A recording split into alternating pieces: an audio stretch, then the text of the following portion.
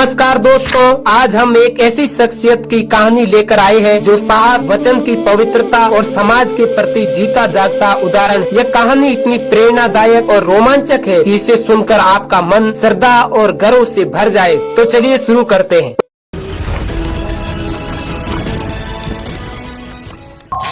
29 जनवरी 1074 ईस्वी में राजस्थान के नागौर जिले के खरनाल गांव में एक सितारा धरती पर उतरा जिनका नाम था वीर तेजा, जिन्हें रुद्र के 11 रूप में से एक माना जाता है। पिता ताहड़ जी और माता रामपुरी के घर जन्म हुआ। धीरे धीरे उनकी उम्र बढ़ती गई और एक दिन उनकी माता ने खेत में जाकर हल जोतने को कहा। माँ के कहने पर वे हल और बैलों को लेकर खेत की ओर चल पड़े। ज्येष्ठ की तपती धूप में जब धरती आग की तरह तप रही थी, तेजा जी ने हल थामा और मिट्टी को पलटना शुरू किया। पसीने की बूंदें उनकी मेहनत की गवाही दे रही थी। खेत में हल जोतते जोतते दोपहर हो गई। सूरज सिर पर चढ़ आया और तेजा जी के पेट में भूख की आग जलने लगी। उन्होंने सोचा, भाभी अब तक खाना लेकर आ जानी चाहिए थी। भाभी का कहीं अता पता भी नहीं था। तेजा जी इंतजार करते रहे। उनकी भूख बढ़ती गई और मन में हल्की सी बेचैनी पैदा होने लगी। आखिरकार भाभी खाना लेकर आई, लेकिन तब तक देर हो चुकी थी। तेजा जी की भूख अब गुस्से में बदल गई। उन्होंने भाभी से कहा, इतनी देर क्यों लगा दी? लेकिन भाभी ने बड़े प्यार से समझाया कि घर में कितना सारा काम है, सब काम करके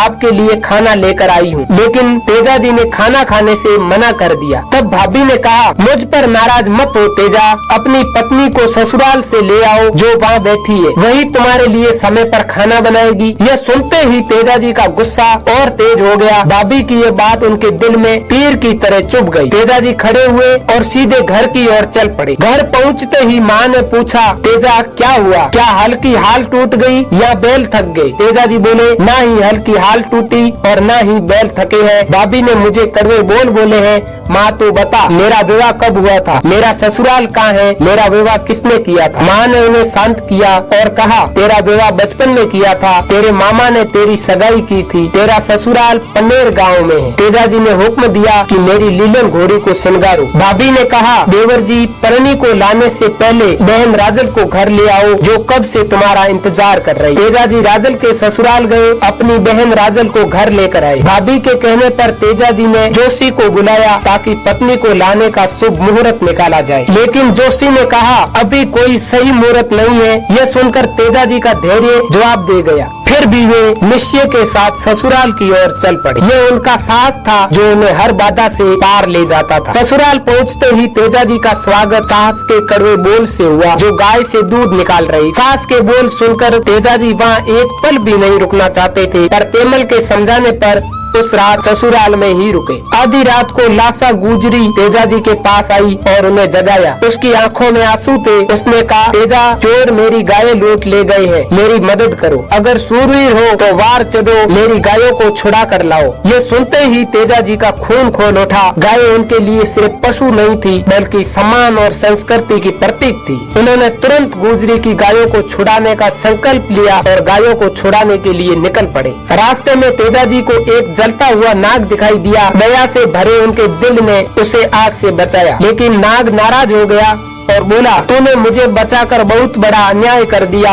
अब मैं तुम्हें डसूंगा। तेजा जी ने शांत स्वर में कहा, ठीक है, लेकिन पहले मुझे गायों को चोरों से छुड़ा कर लाने दो। मैं वचन देता हूँ कि मैं वापस आऊंगा। तेजा जी चोरों के पीछे गए। उनकी तलवार चमकी, उनका साहस गरजा और चोरों को मार भगाया। गायों को छुड़ाकर वे उन्हें सुरक्षित वापस ले आए। गायों को छुड़ाने के बाद तेजा जी नाग देवता के पास लौटे। नाग देवता ने कहा, जा तेजा, मैं तुझे माफ करता हूँ। तेजा जी ने कहा, मैं अपने वचन का पक्का हूँ। मैंने आपको वचन दिया था कि मैं वापस आऊंगा। नाग ने कहा, तेजा जी आपका पूरा शरीर गहरे घावों से भरा है, डसने के लिए जगह नहीं है।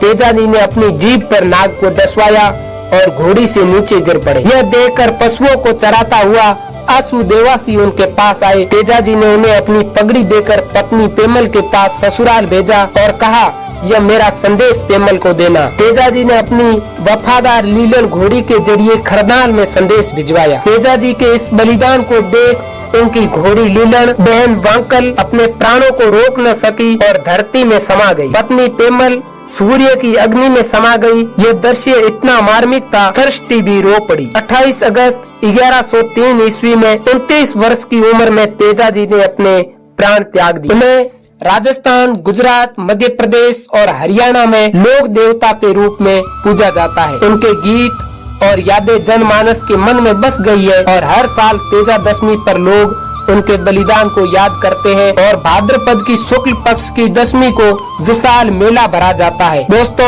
वीर तेजाजी महाराज की यह कहानी हमें सिखाती है सच्चाई, वचन और समाज के प्रति निष्ठा ही एक इंसान को अमर बनाती है। अगर आपको ये वीडियो पसंद आया तो लाइक करें, शेयर करें और सब्सक्राइब करना न भूलें। धन्यवाद दोस्तों, मिलते हैं अगली वीडियो में।